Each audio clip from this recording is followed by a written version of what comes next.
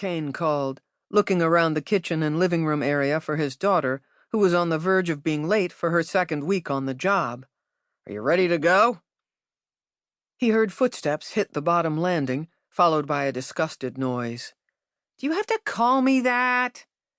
"Yes," he said, keeping his tone and expression serious. "Though I could always go back to the full name, Violet Beauregard, the Walking Blueberry." She'd thought that nod to Charlie and the Chocolate Factory was great, back when she was 4, and all he'd had to do was smile funny to get her to belly laugh. "Pass." "I have to call you at least one horrifying nickname a week, all the better if it slips out in public." "Is there public in Copper Ridge? Because I've yet to see it." "Hey, you serve the public as part of your job, and unless you're being a bit over-dramatic about how challenging your job is, I assume you see more than 2 people on a given day."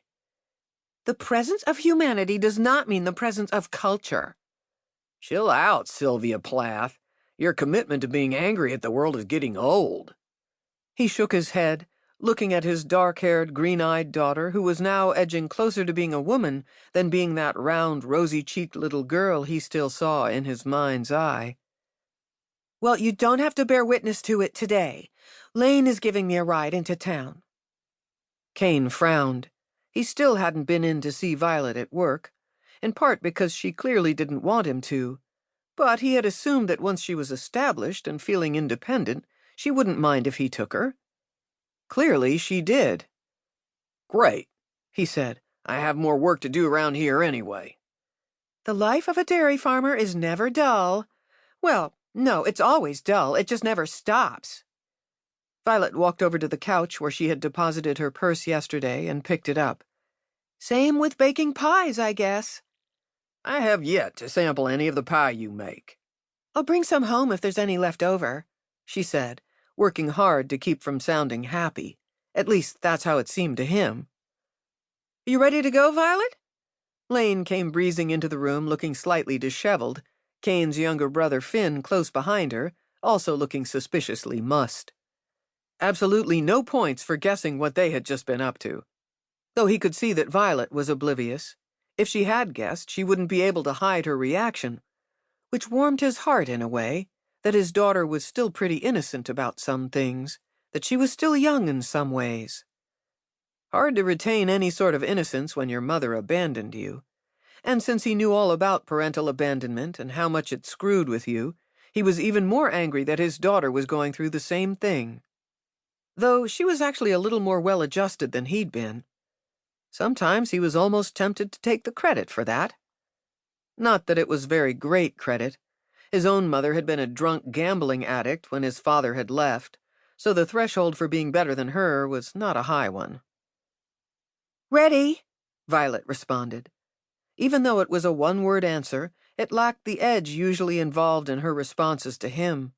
He supposed being jealous of his brother's girlfriend was a little bit ridiculous. "Have fun," he said, just because he knew it would irritate her. He had lost the power to make her laugh, to make her smile with any kind of ease, so he supposed he would just embrace his ability to irritate. At least he excelled at that. He could tell he had excelled yet again when she didn't smile at him as she left the room with Lane. "Wait," Finn said, walking past him and grabbing Lane around the waist, turning her and kissing her deep. It was all Cain could do to keep from groaning audibly.